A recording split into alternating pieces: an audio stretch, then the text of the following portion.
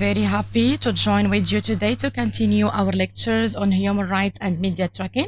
Today's lecture is entitled Children and Human Rights. We're going to see and to deal with the most vulnerable segment in our society, and we're going to see what are children's rights and what are also the international conventions that have set up the children's rights.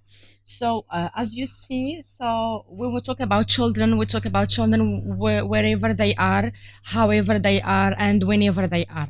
So, children, they are the same. So, wherever they are over the globe. According to the conventions on the rights of the children, so for every child, every right. And this is something which is very important, which of course signifies equality between all children all over the world. They should enjoy, okay, their human rights. For me, of course, children's rights are human rights in the first instance. Of course, in the United Nations Declaration of Human Rights and even in all the international treaties, so in all articles, there is this emphasis on asserting and confirming human rights. And of course, when we talk about human rights, there is implicitly we talk about children's rights because we do believe that children, of course, they are human beings in the first instance, and they should enjoy their rights wherever they are, of course, regardless of their sex, of their whether they are girls or boys. So they enjoy their rights wherever they are. Well, so this lecture has many indeed objectives. So the first one is to introduce students to the fundamental human rights granted to children. So we are going to see what are those what are those rights that children, for example, should enjoy. The second objective is to explore international and national frameworks protecting these rights. We are going to see many international conventions, and at the same time, we are going to focus on the Moroccan case, and we're going to see Morocco's national and international commitment to children's rights and its own strategy that is very recent concerning this issue.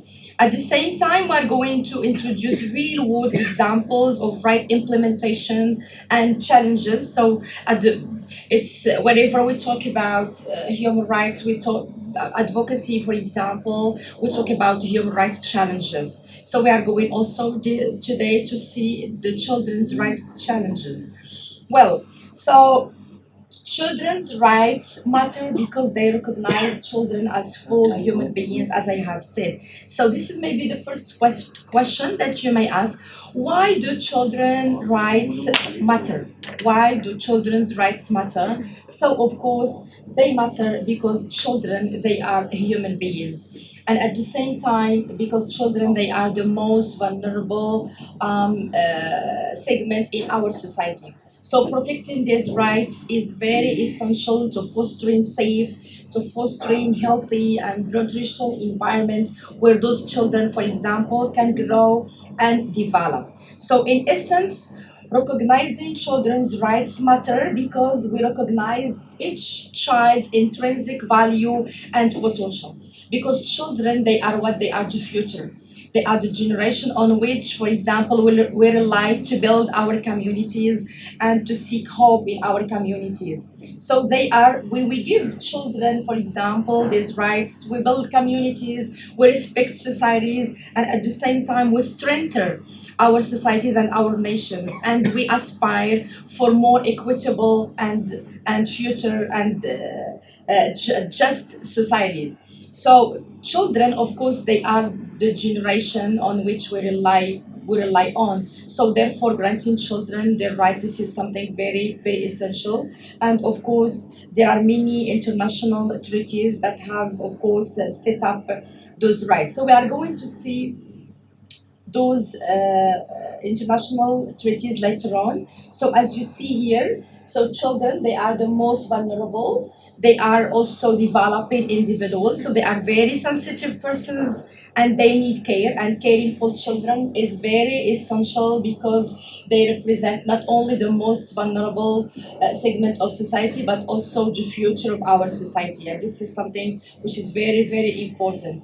So every child, as I have said, so needs, of course, safety and needs caring, and this is why, because they are the most vulnerable segment in our society.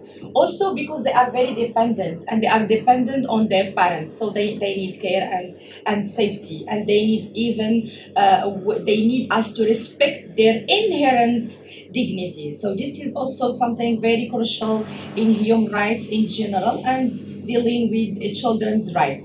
Good. So they are to ensure these rights of safety, for example, education, health caring. So we should respect our children's rights, and at the same time we should endow them with dignity. This is something very important. We have talked about human beings' dignity, and today we will confirm again talking about children's dignity. So human, as being part and parcel of human rights. So children's rights also, they are recognized widely all over the globe by, of course, many international organizations like the UNICEF and like the Convention on the Rights of the Child. So this Convention on the Rights of the Child, it is adopted in 1989, and it is the primary international document outlining children's rights. It was ratified by 196 countries, and Morocco, of course, is included. It is one of the most prominent organizations dedicated to advancing and protecting the rights and welfare of children worldwide. The UNICEF also, it is established in 1946 after, of course, the launch of the United Nations. And it's initially aimed to provide emergency food and healthcare to children affected by the Second World War. So today, of course, or nowadays, its mission has expanded significantly. It encompasses a wide range of initiatives to ensure that every child, of course, can survive, thrive, and fulfill, of course, its potential. So these are the main conventions that, of course, um, advocated for children's rights. And what you should know here is that those conventions, they are again like the fruit of the United Nations Declaration on Human Rights. So the United Nations Declaration of Human Rights so has, of course, generated again like the conventions that we saw yesterday. So it has generated also the UNICEF and the Convention on the Rights of the Child. So these are the two international initiatives. So they have made a significant difference worldwide, lifting millions of children out of poverty, improving their health, education, and protecting their rights. So these are the two. So the UNICEF, it means the United Nations International Children's Emergency Fund. So this is the whole name of this abbreviation. Then the CRC, the Convention on the Rights of the Child. So these are two, of course, major international treaties that have advocated for children's rights in order to improve children's health, children's education, and at the same time, in order to protect their rights in general without any indivisibility. Okay, so this is without any divisibility, and this is something very important. Again, when we talk about children's rights, we talk about that they are indivisible and they are inalienable. So it's the same thing. They are human rights. The same principles that we talked about before. So they are attributed to children's rights. They are indivisible. They are interdependent, and of course they are inalienable. So in Morocco, for example, UNICEF collaborates with the government to tackle issues like child poverty, for example, healthcare also. Sometimes even it is supported by national policies and community-based programs by civil associations also, helping Moroccan children reach their full potential. So now we are going to see some very crucial articles that are mentioned in the United Nations International Children's Emergency Fund, and at the same time, we are going to see some articles from the CRC. So the first article, which is maybe the most preponderant article in this convention, is that for the purpose of the present convention, a child means every human being below the age of 18 years old, unless under the law applicable to the child majority is attained earlier. So of course, what do you mean by a child? So the one, he or she, for example, under or just is 18 years old. So this is what we mean by children. Anyone, for example, who is under 18 years old, so he or she is a child, and he or she, of course, should enjoy all the rights that are mentioned in the CRC or in the UNICEF. There is also the first right in the Convention on the Rights of the Child, right to life, survival and development.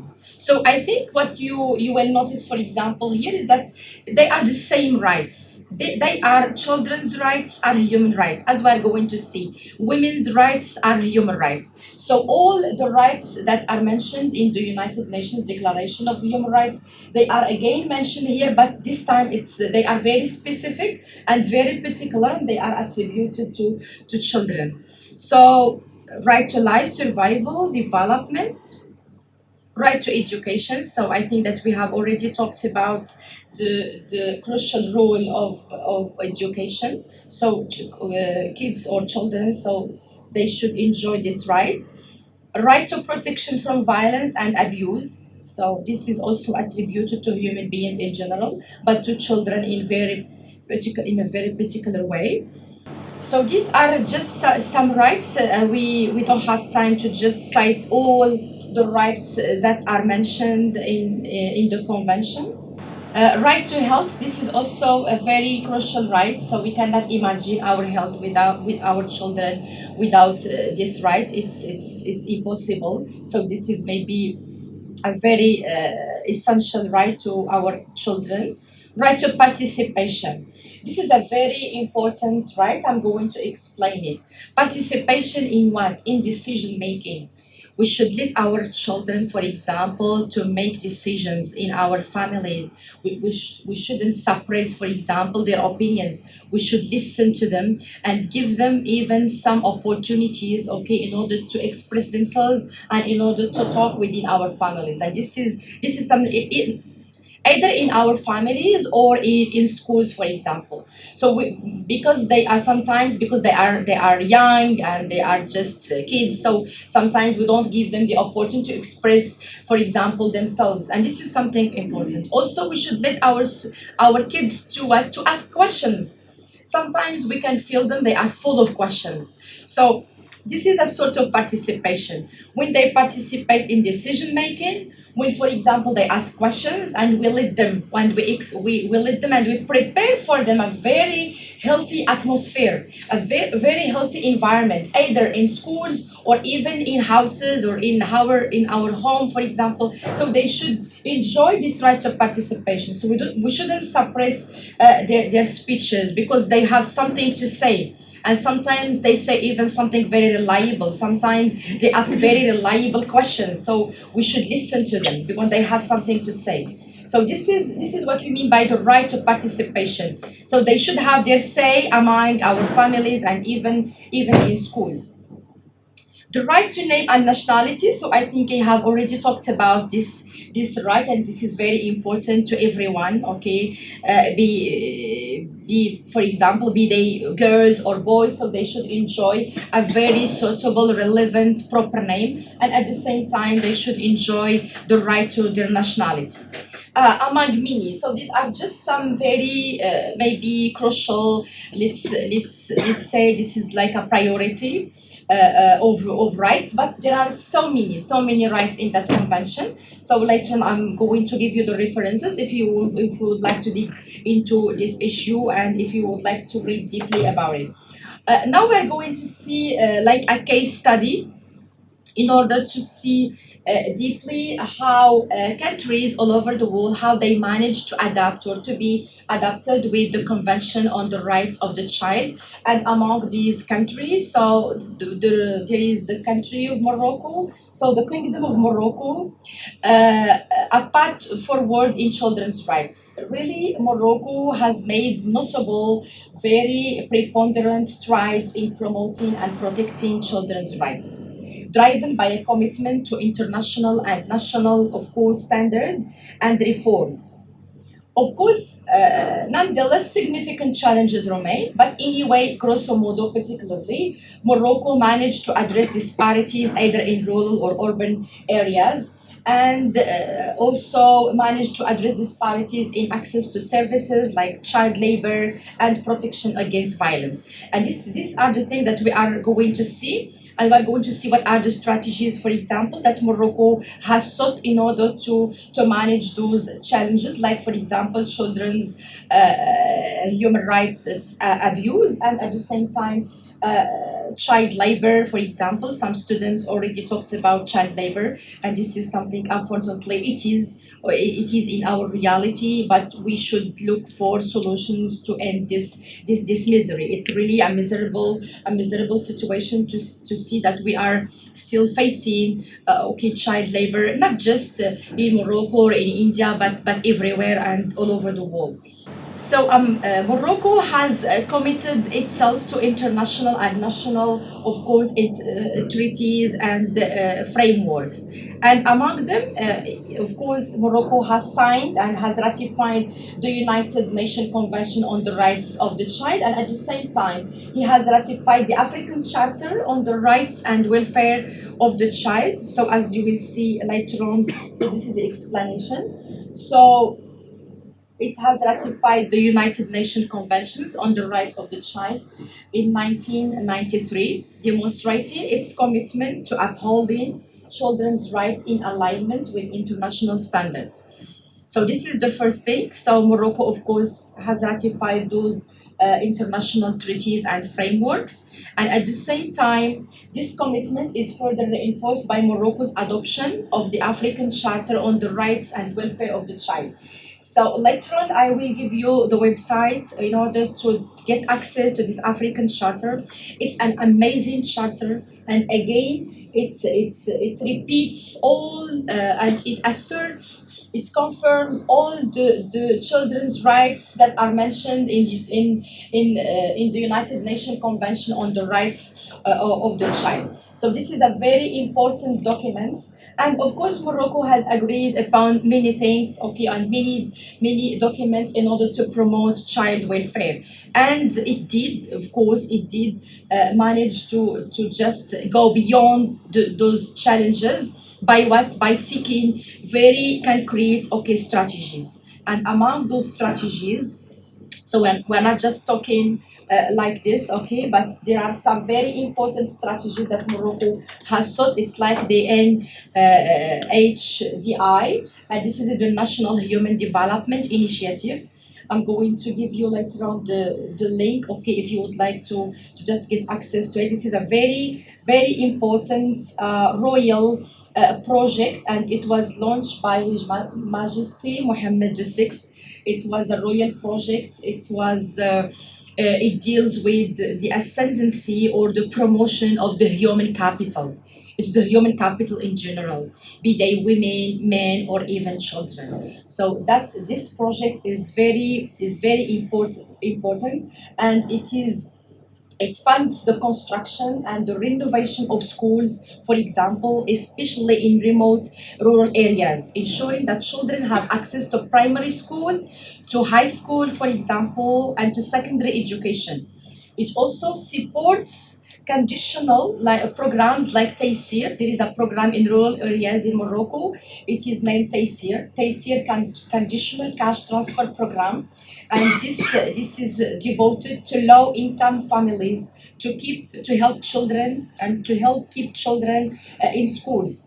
This initiative, of course, significantly reduced school dropouts by alleviating the financial burdens that lead to absenteeism in rural areas, especially. And this is something which is very important. And many Moroccan children, of course, have benefited from this program. We are going to see later on a video to see that in many areas in Morocco, from Tangier to Guira, so there are many centers, okay, that are very that are specialized in promoting, defending, protecting, and caring for Moroccan children. And this is, of course, it's within this National Human Development Initiative and within, of course, those associations and strategies. There is also the Morocco's Children Plus also. This is also a very an international global association in Morocco. There is also the Takeful initiative. So those initiatives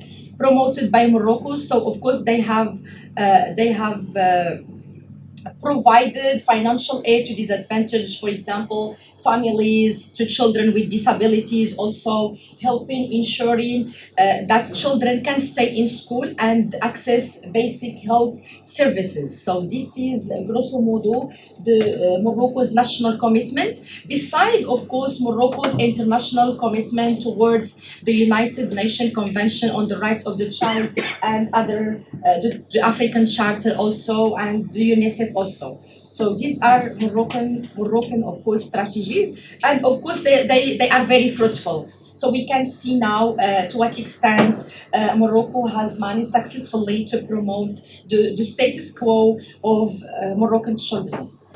Okay, we are going to see indeed two videos. This is a local video. It's about Morocco's strategy to promote children's rights. And this is something very concrete, and it is in Marrakech city where I teach.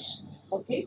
And at the same time, the second video will be global, okay, to have a global idea about children's rights, okay, all over the world. So you can take notes. Later on, we can have a brief talk, okay, in the workshop. Lamia Lazrak looks after this home for orphaned and abandoned babies in Marrakesh, Morocco. When she needed money to expand 3 years ago, she sought and received government assistance. Soon afterward, private donors started asking what they could do to contribute. As soon as we started the work, people came, and when they saw what was being done, they said, if the government's initiative for human development is helping, we want to help too. And it is in this way that we got a private donor who proposed to pay for the rest of the work. The National Initiative for Human Development, supported by the World Bank, helps people in rural and urban areas who face poverty and social exclusion. Marginalized communities find opportunities through social programs like this home in Marrakesh for disadvantaged babies and children. Such programs, say those involved in the initiative, are in turn encouraging communities to take active roles in helping the country's less fortunate people. The Children's Home, for example, has received enough private donations now to build a new annex and an awareness center for women. This is the philosophy of the initiative, to address these people and help them out of difficulty so that others see it can be done and see that it only takes a little bit of help. Bir wal Ihsan Vocation Center in Marrakesh also received funding under the government project. The school offers free career training and a secondary school education to marginalized youth. Such government financing is now being matched at the school with money and time from private citizens. Wealthy citizens are contributing financially, and others donate with their time, like me. There are also medical doctors who donate their time and their services, and there are lawyers giving their services free of charge. Students at the vocational school say they also plan to help others as soon as they get the jobs they're training for in the various fields of welding, plumbing, electricity, hairdressing, carpentry, and culinary arts. Abdullah Ali, 16, came to the vocational school from off the streets 2 years ago with no money and little hope for the future. He's since learned better reading and writing skills and how to be a plumber. I want to start a company and be in a position to help other kids like me to advance in life. Abdulali says he and other students here now have the confidence and employment skills to open businesses of their own and help others do the same.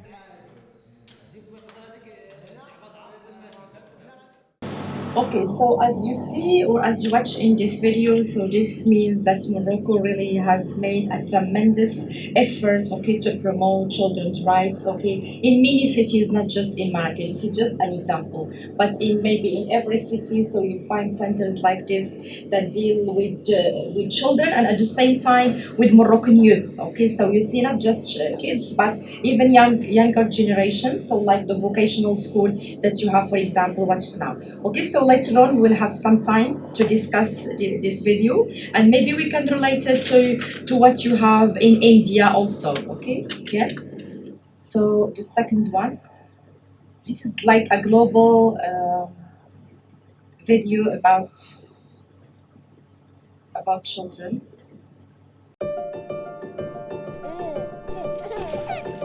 Have you ever wondered if children have rights? Every person on the planet has rights, and so does every child. Child rights mean that we have the right to everything that helps us be healthy and happy. Nutrition and good health, good schooling, freedom of expression, and protection from anything that may be harmful.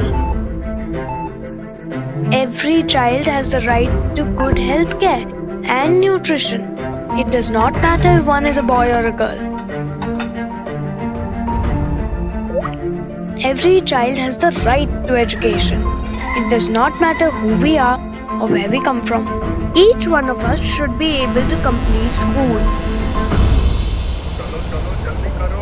Each one of us has the right to protection, which means that we need to be safe from all sorts of violence, whether at school or the street or even at home.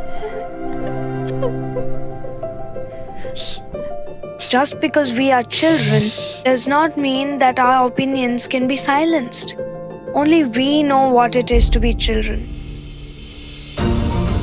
It is everyone's responsibility to ensure that every child has the right to survival, development, protection, and participation. We deserve to be healthy, happy, and full of hope. And we can't do it alone. You made a promise to ensure every right for every child 30 years ago. What are you doing to keep the promise today?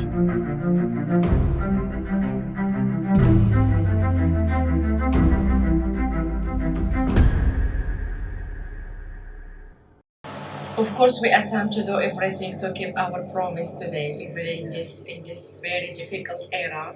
But anyway, so each country, I think, is making effort, of course, to keep that promise, because this is our aim: is to provide our children with survival, with protection, with safety, and with happiness. Also, they should be even happy. Not just give them these rights and let them, but we should assist them until they would be happy. Good. So we will just maybe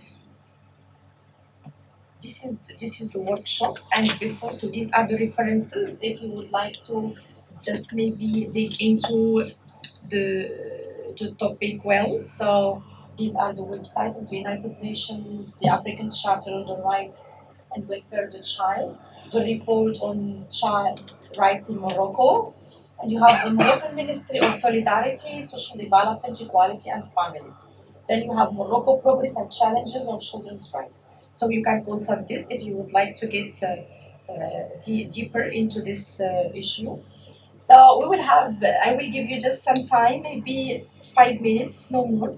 We will have a brief talk on the importance of advocacy for children's rights and the role of each individual can play, but of course in the light of the videos we were watching. Okay, thank you.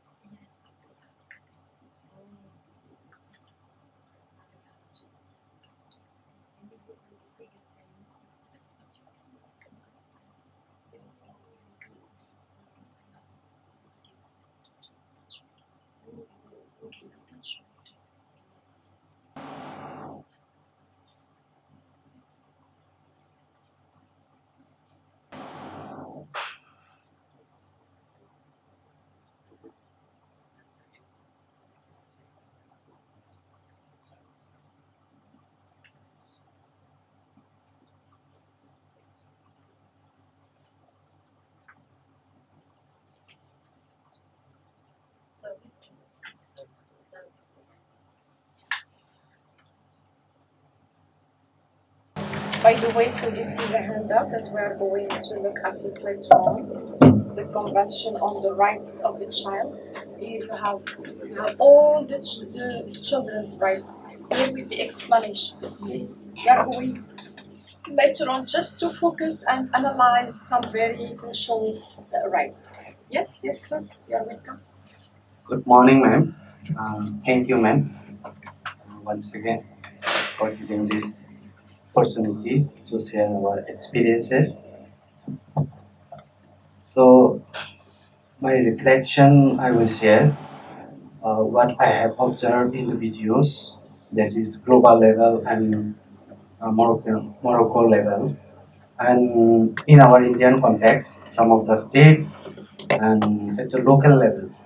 So, how I perceive, how I experience, what I have seen with my own eyes. That, so, some of the importance advocacy for related to the children's rights and for development mentally, physically, in all other aspects. We can say like this holistic development for the child. Uh, for holistic development for the child, it is required for their rights. Their rights, they should be enjoyed fully without affecting in their mental or in their education, in their freedom of speech, in all the aspects. So some of the points I will highlight. That is, it can be started by the love, care from all the stakeholders. It may start from the family members, from mothers or the fathers, whoever they are in the family. So until unless the family starts from their house or from their home to realizing the, the things, the rights of the children, it is very difficult because the family member will be working somewhere. If she or he is aware about how I'm giving the advantages, the opportunities, the freedom, the rights to my child, he or she will be shared with the neighbors wherever he or she work in the institution. So it can be spread those rights. This is one aspect. Then there the generation or the practices of this. I hope this can be spread the entire society within the group members within uh, the the states level or taking by initiatives, realizing those rights of the children and how it is important for each and all the child. And the education where it is most important factors, of course, for all of us.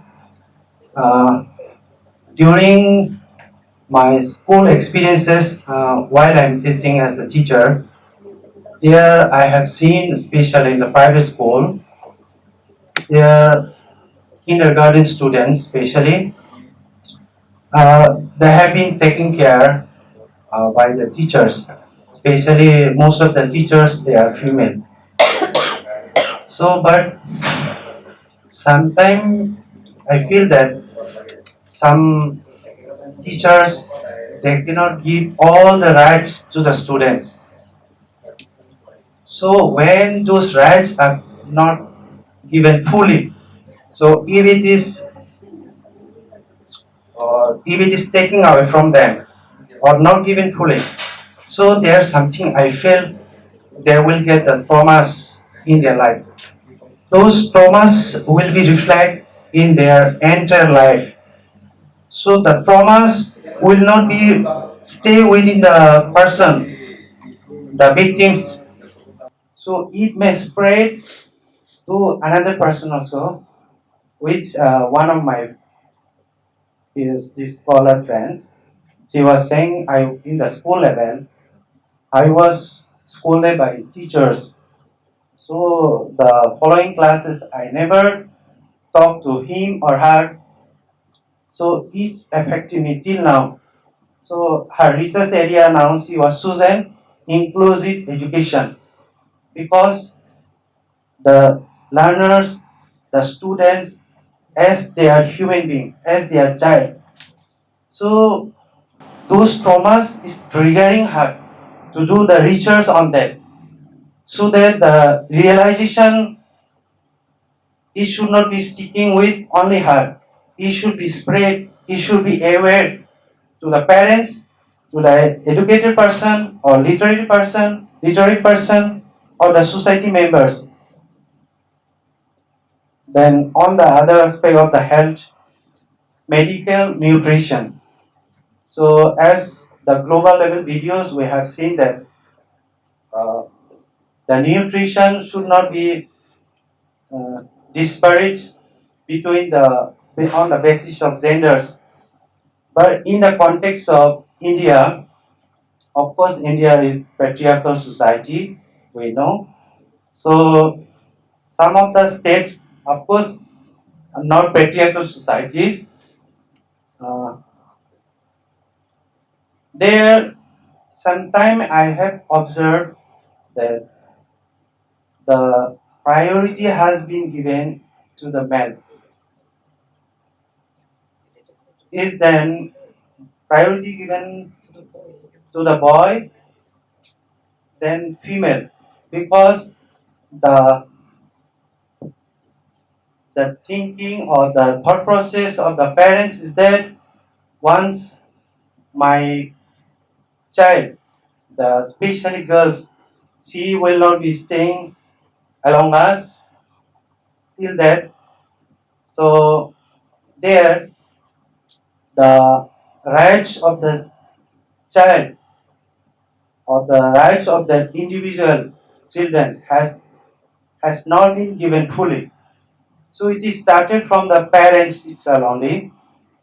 Although we are human beings, we are full of mistakes. So we can think about that. So there might be some possibilities. It can start from our own, and there should be workshops in the local levels, awareness program, or some dramas performance, so that they can able to feel. So we are doing mistake, we are committing mistakes, so they can correct it. So that is one of the possibilities. Especially those parents, they are not educated, they are illiterate. So it is the only possibility because they cannot able to write and read what it is on law or in documents it has documented. So and participations also very much important. So one of my friend during 2019, sorry 2021, she is mature enough. She is differently able person. So especially locomotor. So although she cannot able to participate in the games and sports, so her desire was why she was not asked by the faculty members or the teachers, do you want to join in the sports? So as we don't know, although we know she cannot able to participate, but the questions should be asked from the outside, or it shows that they need care, they need something from us, so that they can able to they can able to participate directly or indirectly. So this is also one kind of traumas I feel. Those this is for her. She is already mature. So what about the child? We are never thinking about them. There might be very much something which is happening, which might be reflecting in their life. So I feel that we should think whenever we see the child, whenever we see the kids, so we should be thinking about that. And it is the responsibilities for all of us, for of course for their growth and development. When we talk about growth and development, I think there one of the aspect. Can I continue? There one of the aspect I feel that their family style, rearing family style, they are also impacting. So where in the family, neutral family, there the child needs some support, some cares in the family where there is no one to care about the child. And last time one YouTube video I have seen, she was sharing her experience. She was crying. So she was tortured by her second mother because her first mother was expired. So the father went for the job every morning, early morning. So in between, the child was abused by the mom, the present mom. So in there, she was abused in such a way that she has to wake up early morning. That means around 4. She has to complete all the household activities like cleaning, washing dishes. So it has been happening around 14 years, what she said. So this is some of the instances. There are in the global level or national level or the state levels or local level. It is happening every day. So I think we should, as a parents, as a teachers, as a human being, as a part of the society, we should think about it. We should, from ourselves, we can start to talk to about parents. So we should give some rights, some freedoms. So we should see whether it is acceptable or it is not acceptable, which I feel. In the context of Morocco, we have seen that it is they have done great work. It is very optimistic and very hopeful expectation. Even we can adopt this in our country, although it is different context, but which is applicable in our country, we can adopt. Like here, Royal Project Working Group. The project is working for school, high schools. Those are especially low income background families. So that is very much important even in India context, even in other neighboring state or neighboring country or wherever it might be. So these ideas can be adopted.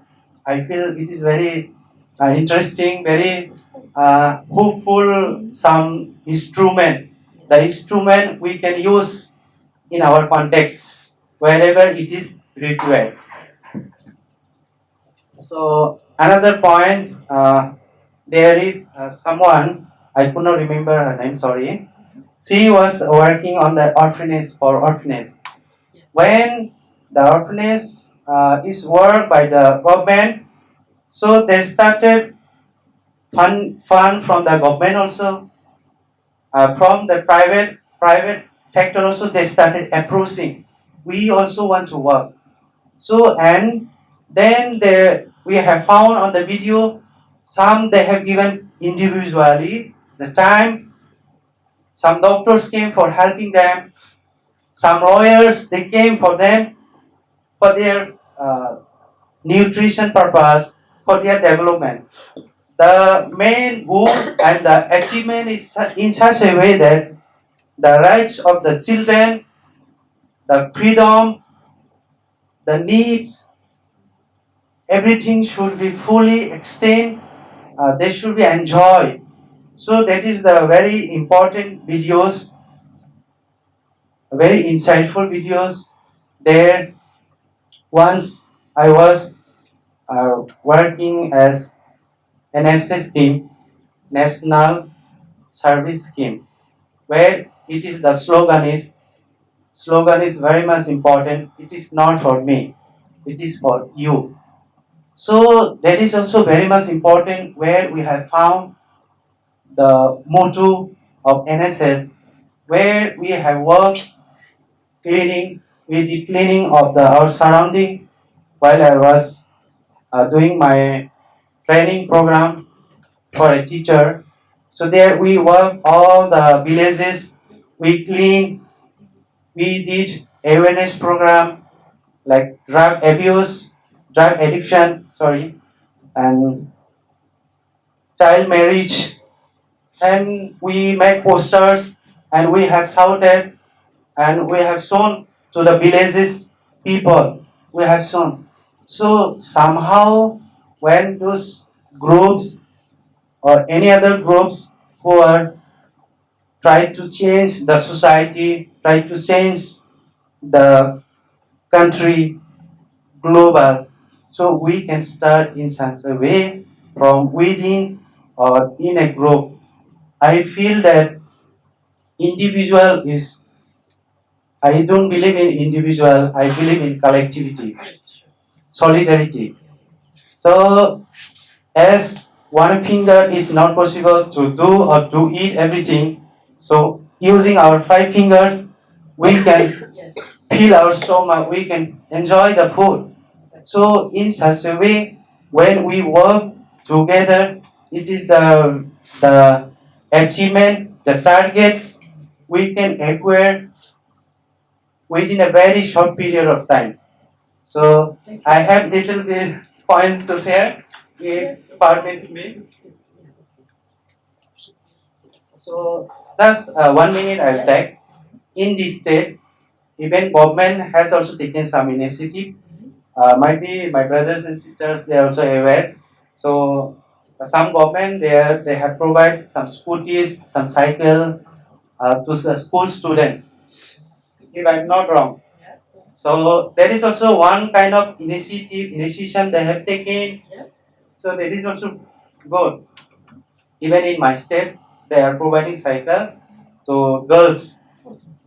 So that is also very. We are in the process. We are in the future positivity way. So I hope it can be we can achieve and very soon.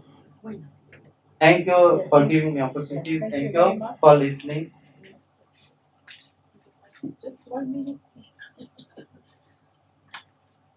I think my fellow participant has already addressed the issue in such a comprehensive way that there's barely something for us left to be addressed. But still, I'd like to again reiterate what he has said, that advocacy for children's rights, of course, begins at home. And we as adults, it's our responsibility to make our children feel seen and feel heard, and thus feel as an important part of our society. But I'd also like to shed some light into uh, the advocacy of children's rights in an Indian context, because our societal structure is laden in complexities.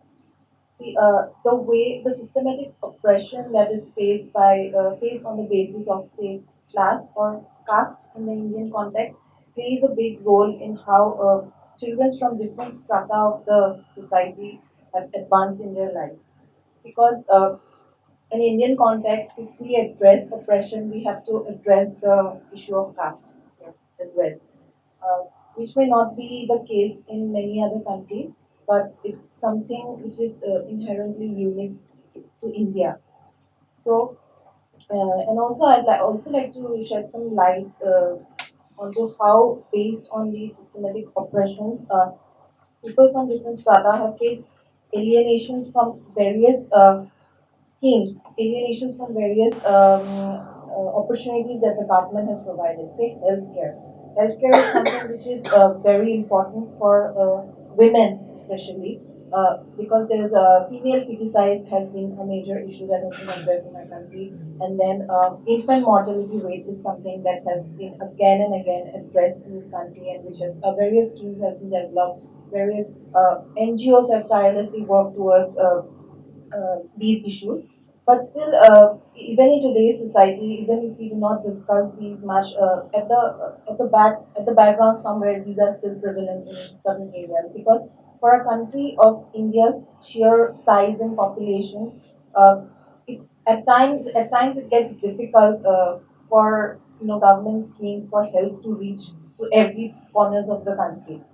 And also to talk about schemes, to talk about government initiatives, I'd like to shed some light on nutrition. Nutrition has formed a very big part of our education schemes because children from say let's say underprivileged homes, uh, they cannot be provided say 3 meals of the day. So the ministry has made sure that at least one meal of the day is provided in the educational institution itself, because some government school provides the midday meals for the students, so the lunch. So that is something I wanted to shed light on. That's it.